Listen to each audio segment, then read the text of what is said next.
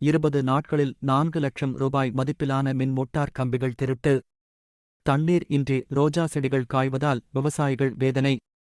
திருப்பூர் மாவட்டம் பல்லடம் அருகே ஆண்டிபாளையம், கடகந்திரடி பாளையம் ஆகிய கிராமங்களில் மலர் விவசாயம் மற்றும் கீரை விவசாயம் பிரதான தொழிலாக இருந்து வருகிறது.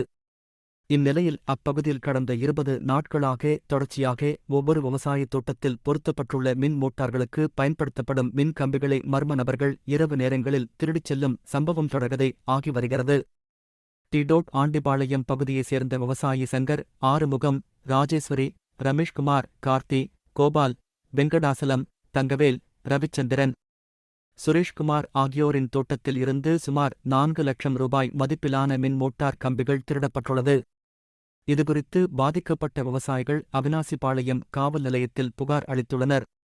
மேலும் இதுபோன்ற தொடர் திருட்டு சம்பவத்தால் ரோஜா செடிகளுக்கு தண்ணீர் விட முடியாமலும் கால்நடை மற்றும் குடிதண்ணீருக்கு கூட கடும் சிரமம் ஏற்படுவதாகவும், ஒருமுறை மின் மோட்டார் கம்பிகள் திருடப்பட்டால் 20,000 முதல் 50,000 ரூபாய் வரை செலவு செய்து புதிய மின் கம்பிகள் வாங்கும் நிலை உள்ளதாகவும், இப்பகுதியில் இதுபோன்ற திருட்டு சம்பவங்களை கட்டுப்படுத்த போலீசார் ரோந்து பணிகளை தீவிரப்படுத்த வேண்டும் எனவும் அப்பகுதி விவசாயிகள் கோரிக்கை வைத்துள்ளனர். என்னுடைய பெயர் மோகன்ராஜ். நாங்கள் திருப்பூர் மாவட்டம் தொங்குடிவளை கிராமத்தில் ஆண்டிவளைங்கிற ஊரில் வச்சுட்டு வருகிறோம். நாங்கள் பார்த்திங்கன்னா சொந்தமாக விவசாய நிலம் வச்சுருக்கோம். எங்கள் இதில் பார்த்திங்கன்னா மலர் விவசாயம், ரோஜாப்பூ மரம் கீரை விவசாயம் பண்ணிகிட்ருக்குறோம்.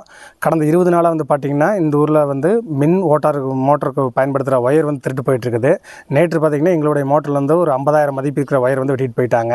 இது மாதிரிலாம் பார்த்திங்கன்னா எங்களுக்கு ஒரு வாழ்வாதாரம் பாதிக்குது. ஏற்கனவே விவசாயம் ரொம்ப செழிப்பும் இல்லாமல் இருக்கிற காலகட்டத்தில் பார்த்திங்கன்னா தற்போது பார்த்திங்கன்னா இந்த மாதிரி ஒயர் திருட்டு ரொம்ப போயிட்டுருக்குது. அதனால் எங்களுக்கு பார்த்திங்கன்னா ஒரு பயமான வாழ்க்கை தான். அது வீட்டுக்கு பக்கத்துலேருந்து வெட்டிட்டு போய்க்கிறாங்க.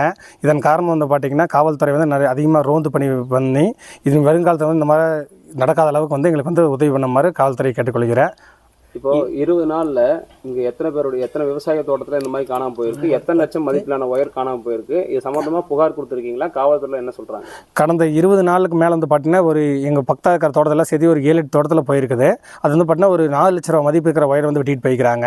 இது நாங்கள் காவல்துறையில் புகார் கொடுத்துருக்குறோம். அவங்களும் நாங்கள் உடனே குற்றவாளியை பார்க்குறோன்னு சொல்லிட்டு அவங்க பண்ணிட்டு இருக்கிறாங்க. ஆனால் இருந்தாலும் ஒரு மறந்த ஒரு 4 நாள் 3 நாளைக்கு ஒருக்கா எங்கள் தோட்டத்தில் வெட்டிட்டு போயிட்டு இருக்கிறாங்க. கடந்த ஞாயிற்றுக்கிழமைக்கு இந்த மாதிரி வெட்டிட்டு போயிருந்தாங்க பக்கத்தால் ஒரு 50,000 மதிப்பு இருக்கிற ஒயரை. இப்போ அதுக்கப்புறம் அடுத்த நாளே ஒரு நாள் விட்டு அடுத்த நாள் வெட்டிட்டு போய்க்கிறாங்க. சார், என் பேர் சுப்பிரமணியங்க. தொங்குடிவாளை கிராமம். இங்கே ஆண்டிவாளத்தில் ரோஸ் தோட்டம் போட்டிருக்கிறேன். இது இந்த மாதிரி ஒரு 15 நாளைக்கு முன்னாடி ஒவ்வொரு தோட்டமாக ஒயர் வெட்டிட்டு போயிட்டு இருக்கிறாங்க. நைட்டு எங்கள் தோட்டத்தில் வெட்டிட்டு போயிட்டாங்க.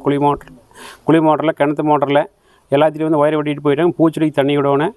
நாங்கள் குடிக்கிறவங்க கூட தண்ணி இல்லை, ஆடு மாட்டுங்க கூட தண்ணி இல்லை.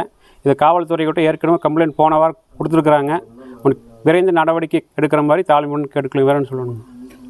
போட முடியாது. இப்போ கால்நடைகள் தண்ணி வேணுங்க. அது மாதிரி ஒவ்வொரு டைம் ஒவ்வொரு வெட்டிட்டு போயிட்டாங்கன்னா ஒரு 30,000 40,000 ரூபா உடனே வேணுங்க. அந்த மாதிரி அப்புறம் ரெண்டாவது உங்களுக்கு என்ன கேட்டிங்கன்னா, ஒரு டைம் வெட்டிட்டு போனால் திருப்பி அதை பூச்செடியும் தண்ணி இல்லாமல் காய்ங்க.